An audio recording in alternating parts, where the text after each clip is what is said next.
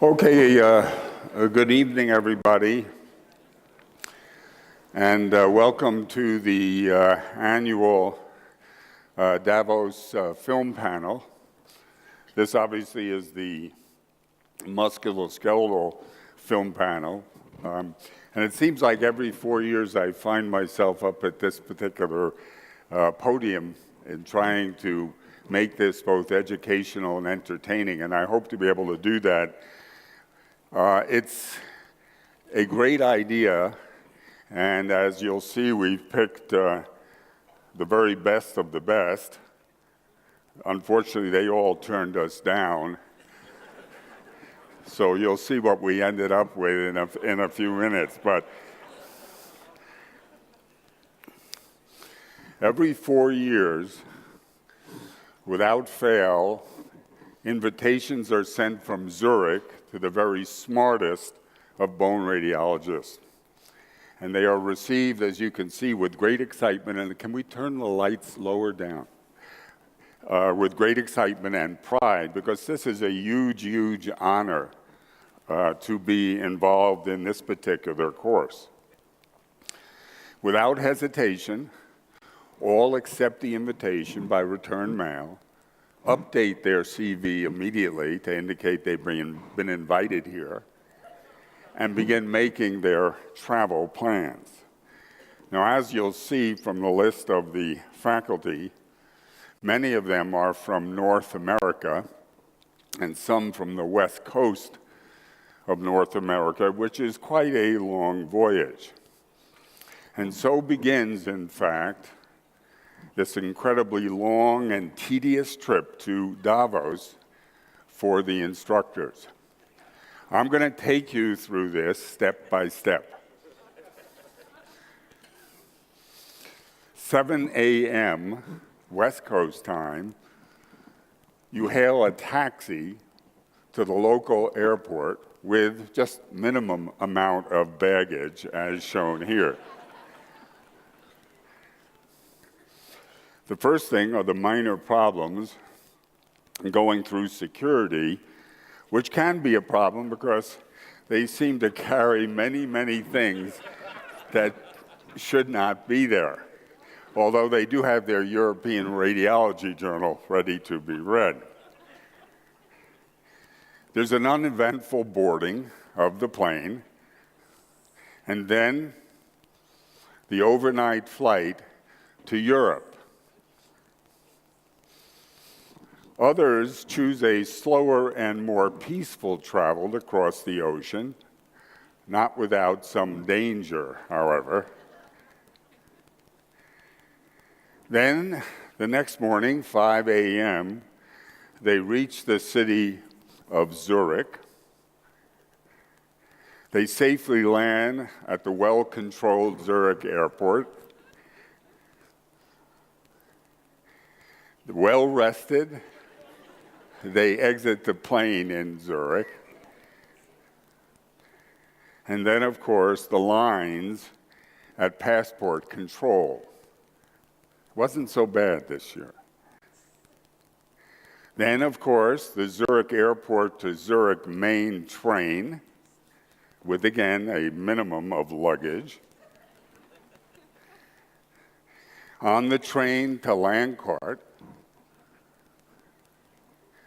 And then, of course, the leisurely changing of trains at Landquart.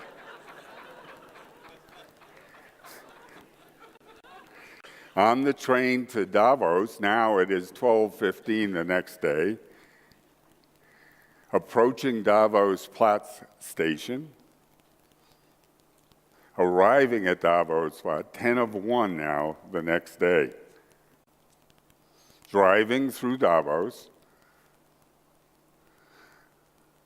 sometimes the wrong way, and arriving finally at the hotel at 10:02 the next day. Now, of course, at 3:30, just in time for room service and a very healthy meal, followed by a very, very peaceful first night that keeps you up to about 4 a.m. And then, of course, many of the North Americans decide they need a early morning visit to the gym. Some, alas, do not make it. But the others, a quick pick-me-up first thing in the morning, and then off to the conference at 7:30 in the morning, ready to go. Now, for the chosen few, the quiz panelists who you will meet, they, of course, are working feverishly on the unknown cases, which are provided to them 3 years in advance.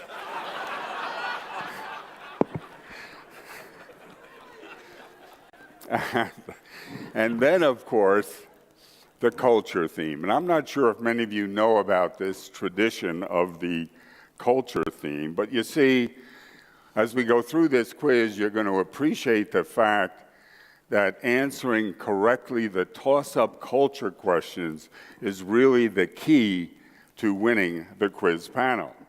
So, in fact, they all would like to know what the culture theme is.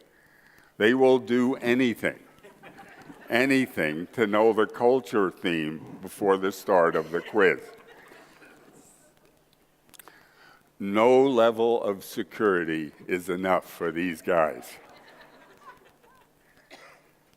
To give you an idea of what have been the culture themes that we've used here in Davos, in 2005, we had the blindfolded cheese smell and test, where we see if any of the panelists could identify the cheese.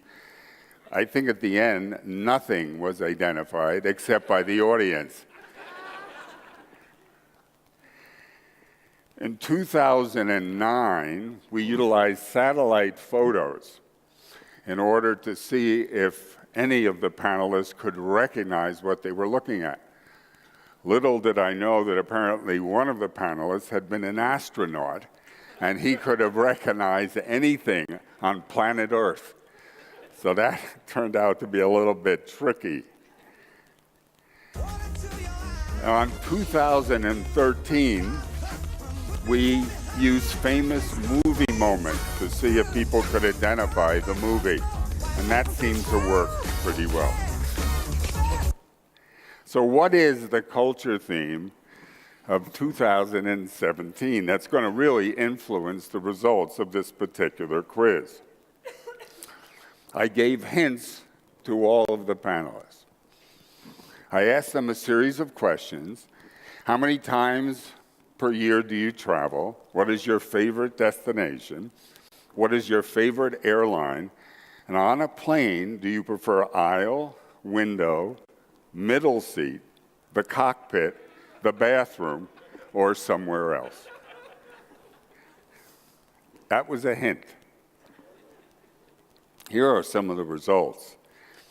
Favorite destination, Europe and Florida were the two that were chosen most commonly. One chose the ski slopes. Favorite airline, Singapore, and then a wide range of other airlines that you can see here. Look at this. 6 preferred aisle seat, 1 a middle seat. And none wanted to sit by the window. One chose the cockpit, and in fact, one said the bathroom once back in 2010.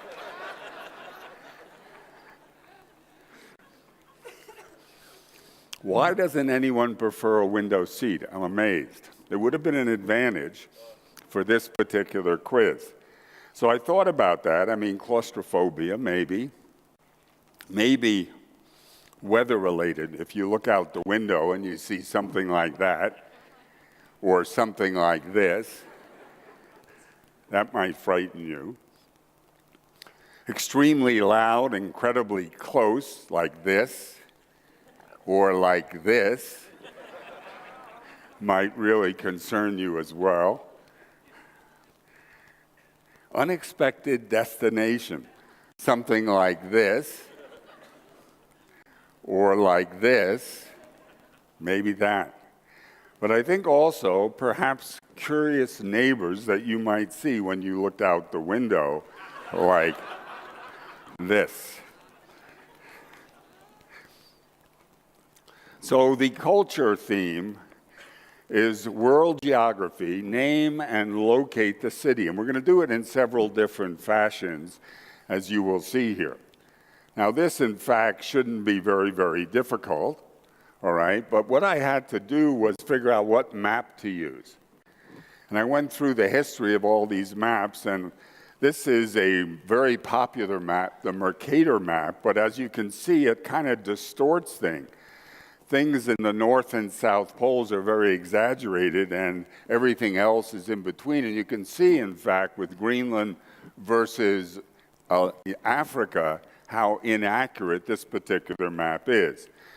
So I went with a Winkle triple mat. Hopefully many of you have studied that, because this will be the map that you will be looking at as we go through these. And it's not perfect, as you can see here, but it is, in fact, somewhat better.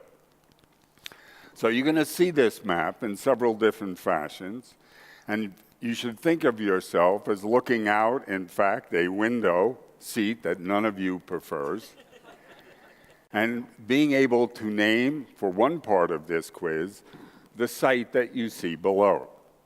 Now, just to show you how easy this is, let me give you a few examples. This is not for points, okay? Here. I'll even give you the airlines. And of course, Davos. How hard can this be? Here, the airline, and New York City. This one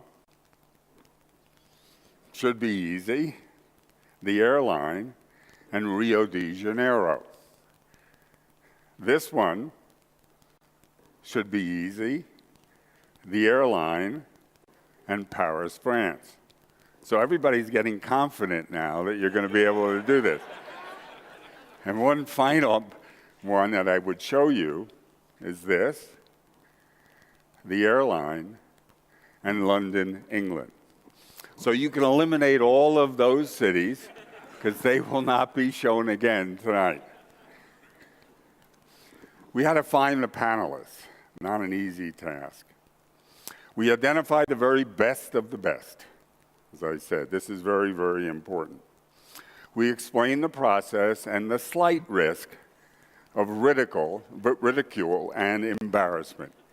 And as you might expect, as I said, they watch, we see them drop out one by one. So the organizers of Davos realized we have to motivate them with money, more money, even more money, and that doesn't work. Greater motivation is needed. I found the cure. Diagnosis of Bone and Joint Disorders, one of our books, Success at Last.